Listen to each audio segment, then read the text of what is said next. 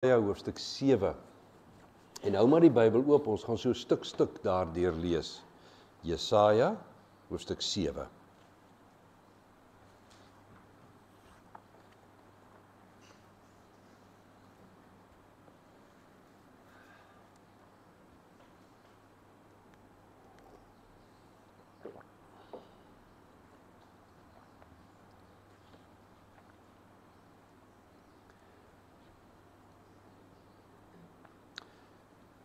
Ons lees in Matteus 1, jy hoef nou nie so toe te blaai nie, maar in Matteus 1 vers 22 en 23 lees ons net nadat die engel Jesus se maagdelike geboorte aangekondig het.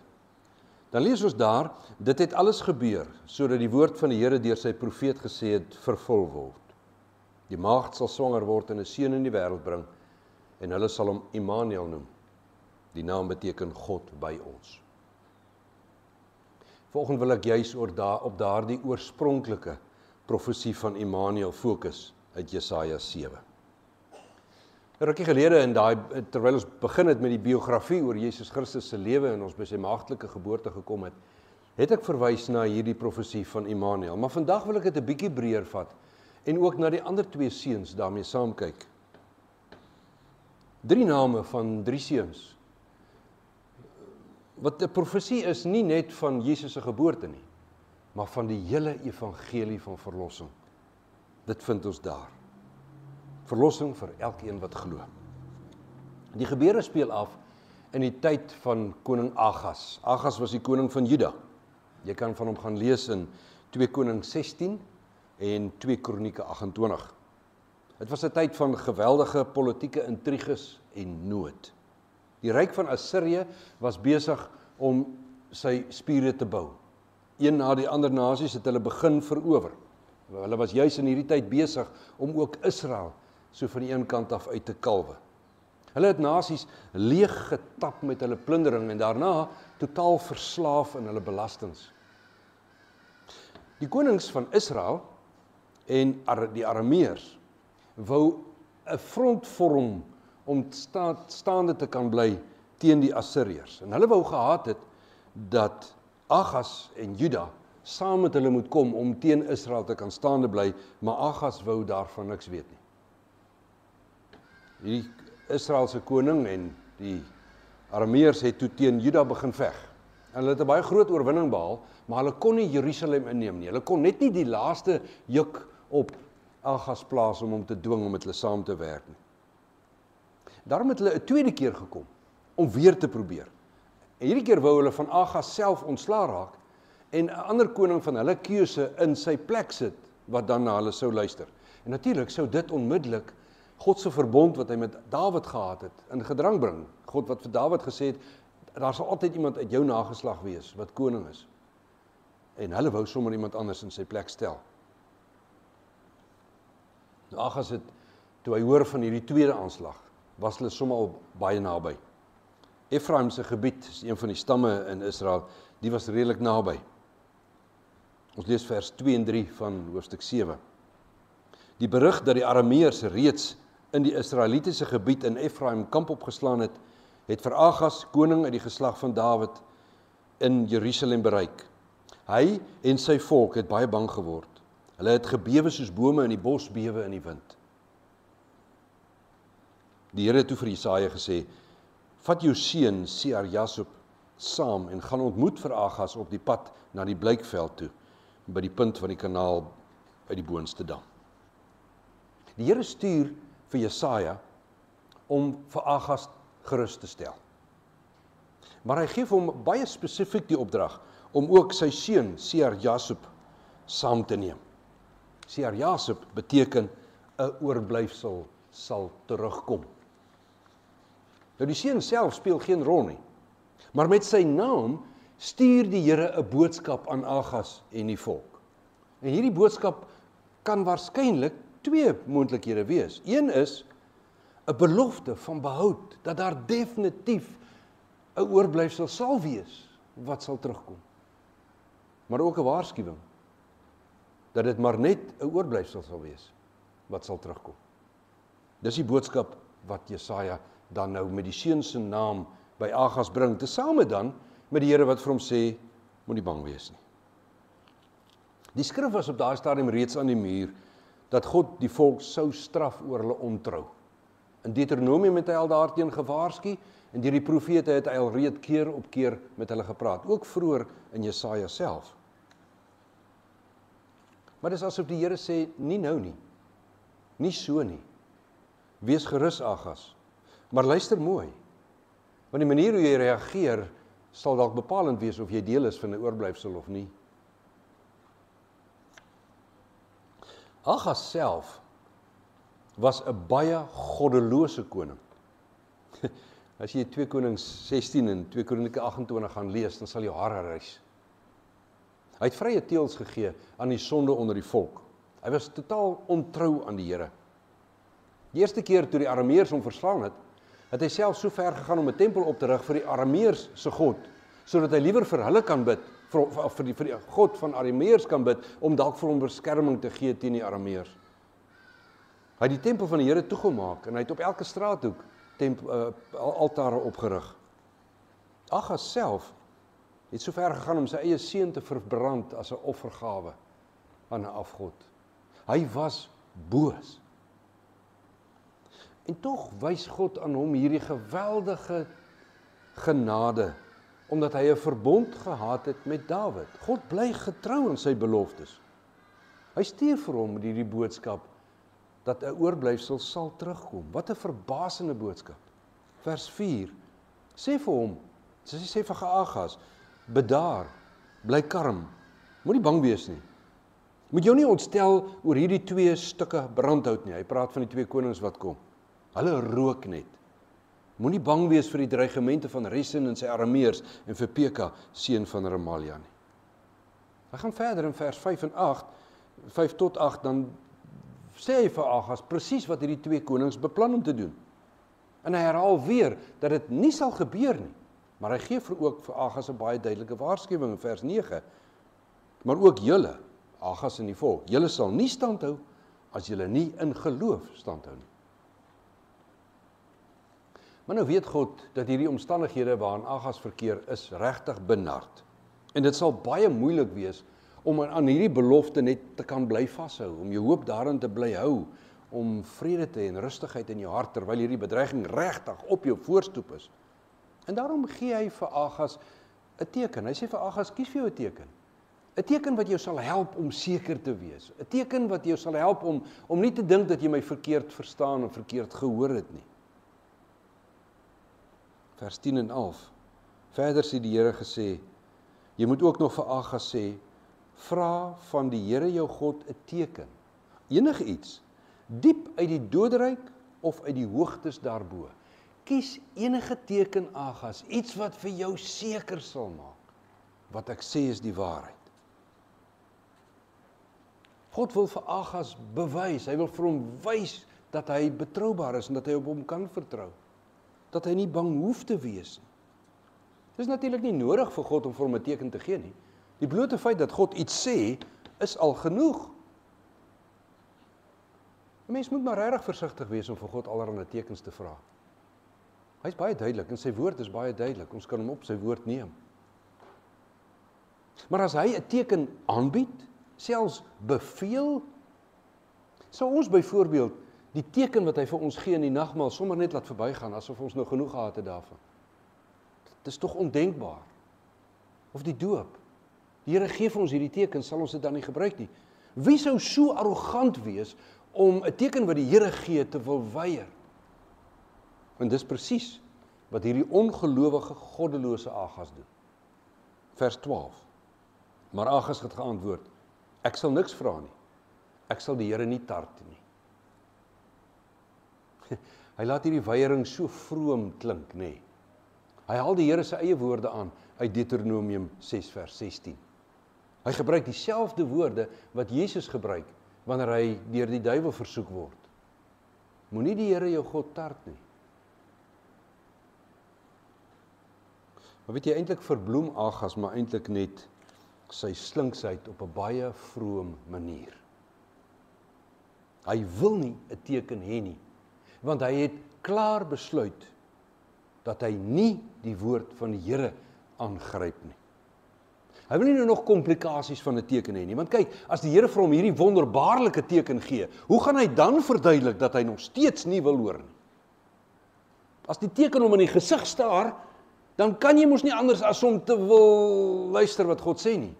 En dit wil Agas glad nie. Hy weier nie net die teken nie, wat hy eintlik weier, is God se boodskap. Sy plan is klaar.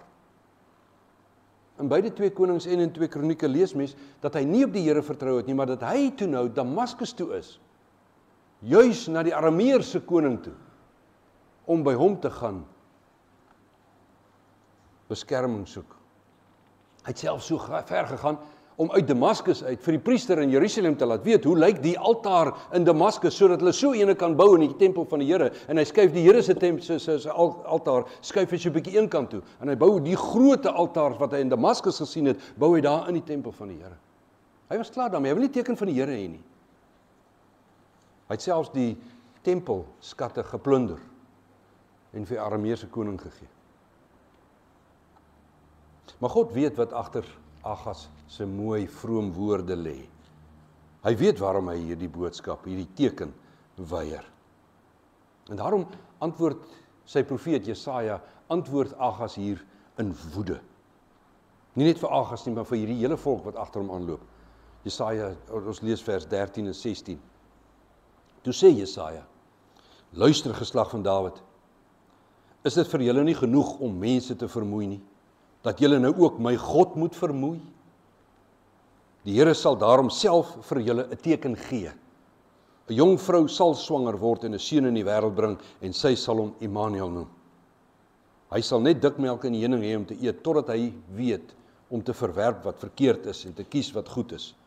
Maar voordat die seentjie weet wat die verkeerde te verwerp en die goeie te kies, sal die lande van die 2 konings waarvoor jy bang is, verwoes lê. Jy wil nie 'n teken hê nie, ek sal vir jou een gee. 'n Jong vrou sal 'n seun kry, en hy sal Immanuel genoem word. Die tweede seun in hierdie verhaal. En nou moet ons nie dadelik spring na Immanuel in Matteus nie. Hierdie Immanuel beteken vir Agas baie. Dis 'n teken aan Agas en sy mense. Jesaja sê dis 'n jong vrou. Sy het nog nie kinders gehad nie. Op daardie stadium was sy dalk nog nie getroud nie. Maar sy sal 'n seentjie hê. Daar is geen rede om te dink dat hierdie jong meisie 'n maagdelike geboorte sou hê nie. 730 jaar voor die een en enigste maagdelike geboorte in die hele geskiedenis van die mensdom. Nee, dis 'n gewone baba, 'n gewone seentjie. Die woorde wat Jesaja hier gebruik is nie bepalend nie, mens moet uit die konteks dit aflei. En dis regtig onnodig om nou jou kuite op 'n knop te trek oor die vertalings in 1983 en 2020 wat hierdie met jong meisie verklaar en nie maagd nie.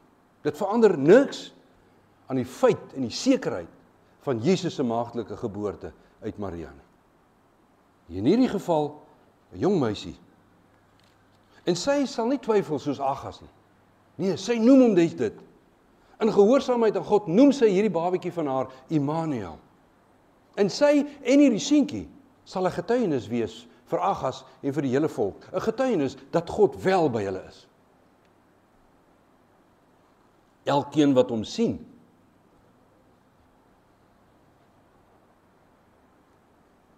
sal herinner word dat hy, die Almagtige, sy teenwoordigheid, sy getrouheid, sy verlossing vir almal wat glo, werklik bring dat hulle geen bedreiging van enige vyand hoef te vrees nie.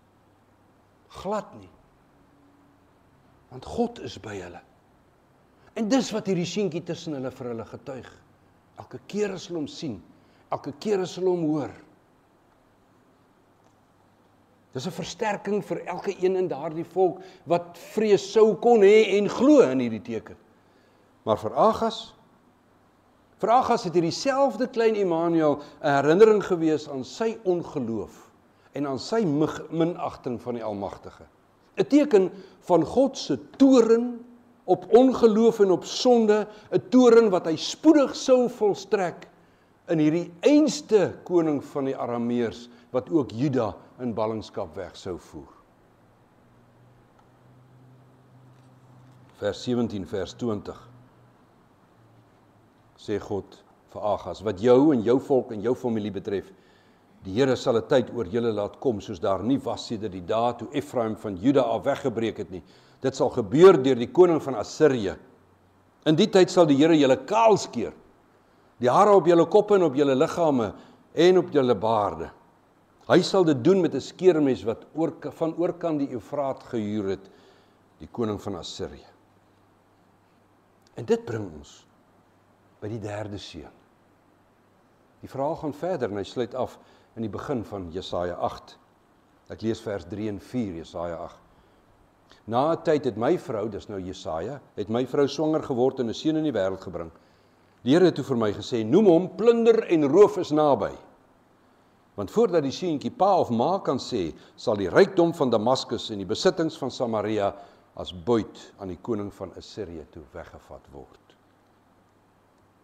Hier het jy hulle. 3 seuns. 'n Oorblyfsel sal terugkom. Daardie aanmoediging, daardie gerusstelling, daardie waarskuwing in die begin. Waarom sal 'n oorblyfsel terugkom? Want Immanuel, God is by ons. Daarom sal daar 'n oorblyfsel terugkom vir elkeen wat glo. Maar terselfdertyd die waarskuwing. As jy in hierdie teken van Immanuel nie glo nie, dan is daar vir jou net ondergang. Ondergang, ja, plunder en roof is naby. Want as jy nie wil glo nie, dan is jou ondergang om die draai. En as jy nou hierdie 3 name vat, herken jy die hele evangelie van verlossing van Jesus Christus daaraan? Veral as mens dalk net van onder af lees. Die mens se totale verlorenheid en sonde en God se ewige straf wat spoedig voltrek sal word. Ja, sy plunder en roof is naby. Maar dan die blye nuus van Immanuel. Teken van God se teenwoordigheid dat hy werklik kom en in die wêreld deel word om juis hier te kom verlossing bewerk vir elkeen wat in hom glo. En dan, ja, elkeen wat hom glo, wat deel word van die oorblyfsel sal terugkom. Terugkom na die paradys van God se allerheiligheid, omdat hy, Immanuel, die verdiende loon op die sonde betaal het en ons met God versoen het, elkeen wat glo. Maar net hulle wat glo. Vir hulle wat nie glo nie, hulle sal net een seun ken. Plunder en roof is naby. En nou wil ek vir jou vra, waar staan jy teenoor Immanuel? Teenoor plunder en roof en 'n oorblyfsel sal terugkom. Waar skaar jy jouself? Aanvaar jy en glo jy dat die maagd swanger geword het en 'n seun in die wêreld gebring het, wat nie net Immanuel beteken nie net 'n teken is van God wat by ons is nie, maar wat God self is en self by ons was en selfs by ons is en vir ewig by ons sal wees. God by ons. Glo jy dit? Dan is dit genade. Maar weet jy, as jy hierdie teken van Immanuel aanvaar, as jy in hom glo, dan kan jy nie meer op jou eie planne staat maak in jou lewe nie. Dan kan jy nie meer dink dat jy die uitslag van dinge in jou lewe kan bepaal.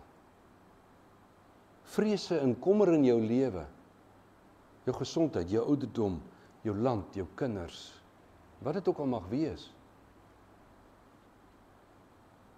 As jy hierdie Immanuel, die ware Immanuel, aanvaar en in hom glo, dan kan jy nie meer elke dag lewe soos jy wil nie. Want hy is by jou.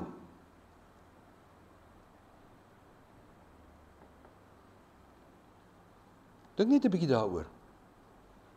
Wat van die dinge wat jy dink en wat jy sê en wat jy doen, sou jy anders wou doen as die persoon van Jesus Christus reg by jou gestaan het? Hy weet wat jy dink. Hy hoor wat jy sê. Hy is by jou in wat jy doen. Hy is Immanuel, dis nie net 'n konsep daar ver nie. Dis 'n werklikheid. Is daar plekke waarheen jy gaan, dinge wat jy doen en sê wat jy dalk nie sou wou doen met hom by jou nie? Of is daar dalk juist dinge wat jy eerder sou wou doen omdat hy by jou is? Wel, hy is by jou. Is daar bekommernisse in jou lewe? Vrese, benoudheid, angstigheid oor dinge wat dalk nog kom? Sou dit jou pla as die almagtige God by jou is? En in Immanuel is hy by jou. Niks in jou lewe verloop anders as wat hy dit bepaal nie. Sal jy dan nie vrede vind in hom nie? Selfs in teëspoed, wat hy toelaat, wat hy partymal bring?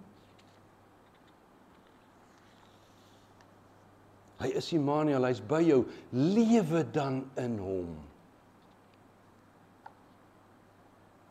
Ja, as jy hom aanvaar, nie net as teken van God by jou nie, maar werklik God by jou, as jy hom in geloof aangryp en in geloof stand hou, dan kan jy verseker wees daarvan, dat selfs al sou die storms van hierdie lewe ons oorweldig en verwoes, dan sal ons deel wees en is ons deel van die oorblyfsel wat terugkom in genade, in die liefde, in Jesus Christus, kinders van die almagtige God.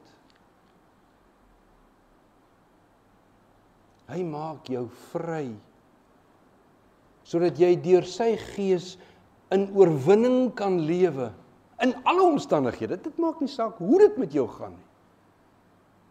Want hy is by jou, en dan maak niks anders eintlik regtig baie saak nie. Dit word nie onbelangrik nie, maar dit gaan oor hom. Jesus Christus is Immanuel. Van hoeke af is hy dit? Hy is dit vandag en hy sal dit vir ewig wees. God is by ons. In Christus is God by jou. Amen.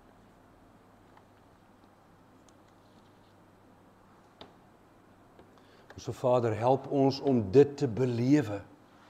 Help dat hierdie net vir ons woorde en konsepte bly wat in die lug hang nie. Help dat dit regtig ons lewe sal verander. Dat dit sal verander oor hoe ons oor die lewe dink, wat ons daarvan sê en wat ons doen. Ag Here, U ken die goed in ons lewe waarmee ons worstel. Eensaamheid en hartseer. Die kwale van ouderdom, Here. Ernstige siekte.